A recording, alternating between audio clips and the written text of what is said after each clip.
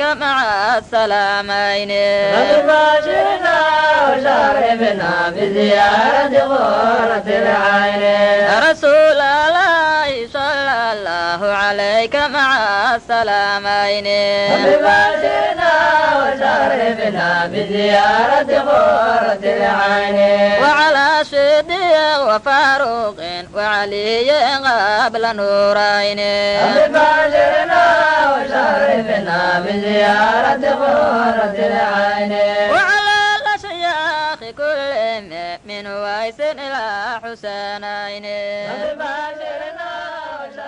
qaar ka mid ah axbaabta ayaa maanta booqasho ku tegey madarasada daarul qur'aan oo ku taalla ceelasha biyaha oo uu aasaasay caalimka Soomaaliyeed Sheekh Maxamuud oo Cabdulla Cariif.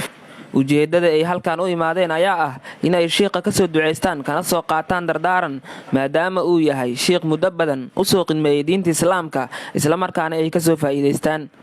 waxay wada tukadeen salaadii casir dabeetana sheekha ayaa u soo jeediyay dardaaran aad u qiimo badan oo aad u anfacay. alxamdulillaah waa inaad waqti aad soo qaadateen intana waxa idin keena waxa waaye maxabo waaye waxay dhahaan culummadu laa tabcudul mafaawisu yay dhahaan idaa kaana maxbuubu waxay dhahaan idaa kaana almaxbuubu haddii maaragtay qofka maxbuubka ah oo la jecel yahay kaana fii haadihi almafaawis ay dhahaan haddee waxa waaye meelaha mahagooyada ama dhulka fog maaragtay ma dhib ma laha culaysna ma laha haddii qofka loo socdo oo meeshaas uu ku sugan yahay marka idaankii qalbi fiicanaad leedihiin ilaahay maaragtay haydan dhowro waana ka mahad celaynaa ilaahay ka sokow wax sahlanana lama ahan intaanu inay maaragtay isu soo abaabushay qarash ay soo galeen waddo oo iska maaragtay xilligan oo waddankan Soomaaliya meel walba khatarteedu iska jirto ay maaragtay naftooda soo biimeeyeen waxa weeye wax weyn waa aan sahlanayn wixii meesha keenay cilmigu sidiisaba waxa waaye dhalinyaranimadu ka wax ku taraa qof hadduu duqoobo ka baad wax baramaayo waman faatatu ta'liimu waqta shabaabihi waxa waaye imaamuna Shaafici waxa uu dhahay waxa dhedhemiyaa oo ka bada waxa dhahay umrigiisa jahli uu dhedhenshaa marka tajarra al-jahla dula umrihi hada waman faatatu ta'liimu waqta shabaabihi tajarra al-jahla dula umrihi umrigiisa inta ku taal waxa ka bada maaragtay jaahilnimo hayatul fata wallahi bil ilmi wa tuqa haw dhahay idaa lam yakuna la i'tibaar lidati ninka dhalinyarada noloshiisu waxa waaye ilmi iyo taqwo hadii labadaas laga waayo daatadiisa wax ka soo qaad ma laha marka siniga hadda aad joogtiin waa siniga wax lagu baraje waana ku barateen oo alxamdulillah dadaan maaragtay hadda qaar badana hadda maanta alxamdulillah yaa wax daraasay oo wax akhriyo kutubada akhriyo ani hadda Maxamuud markaan tafsiirkaan hadda kutubtani ugu dambeeyay leey kartaa fiqhiga noo horeemo markaan xoogaa laqbayhay 19 sanaan jira aniga markaan bilaabay tafsiirka akhrisiis hadda anaha meeshaan maro waay waa la duqoobay mugta marka waxa weeye marka la yar yahay ayaa wax la taraa nishaad la leeyahay meel fiican la aadi karaa hawshan hadda dadka odayaasha uma sahlana maanta annagoo kala hadda inaan inta aadno shaaqada waana rabnaa laakiin xoogaa waa la sii cuslaaha moogtay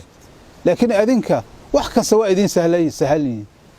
marka waxa weeye shabaabnimadu waxa waqtiga laga faa'iideysto waa tawninka carabka ay dhahay moogtay ala layta shabaaba yacuudu yawman fa ukhbirahu bima fa'ala al-mashibi wa dhahay moogtay Allah ma dhalinyaro maalin ugu soo naato u dhahay wixii markaasi waxa weeye gabow ugu sameeyay uga sheekeeya insha Allah ta'ala khayr Allah insiyo diinta nuur Allah ka dhigo waqtigiina qaaliga oo soo hurteen hadda ka hor sheekhana Sheekh Abuukar Xasan Maalimaha meelaan isugu nimid markaas wuxuu yiri xigmad arrin yaab leh wuxuu yiri maartay dadku waxay dhahaan waqtigaagaad ii soo hurtay alla dhihi jiray laakiin xilligan maanta la joogo naftaadaad ii soo hurtay lagu bedelaa ani qalbiga ka goy weysay moogta waa xaqiiqo waay xaaladay maanta jirta moogtay qofkii ku yimaada waa gaarsan yahay in la yidhaha naftaadaad ii soo hurtay yaa xilli waqtigu iska sahlaan ma joogto. waxaana meesha ay ku qaadeen digriyo iyo qasaa'id salawaad ah lagu ammaanayo suubanaheena calayhi salaatu wasalaam. sallallahu alayka subhanahu nabiyyo sallallahu alayka subhanahu nabiyyo sallallahu alayka subhanahu nabiyyo sidina yeel safka adiga ku xigaye sallallahu alayka subhanahu nabiyyo sallallahu alayka subhanahu nabiyyo صلى الله عليك سبحانه النبي سيدنا يوسف الله صلي وسلم سيدي أبدا صلي وسلم سيدي أبدا على نبي جوهر البحر على نبي جوهر البحر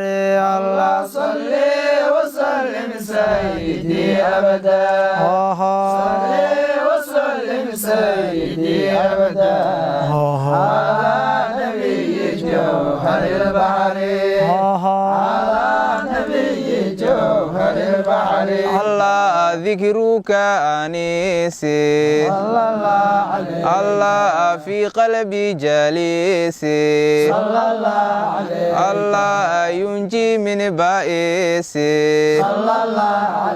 الله أوتيت الجوامع آيات لوامع حججنا قوادع صلى الله عليك السلام عليك الله محمد يا حبيبي طه يا طبيبي صلى الله عليك محمد يا رسول الله صلى محمد يا رسول الله صلى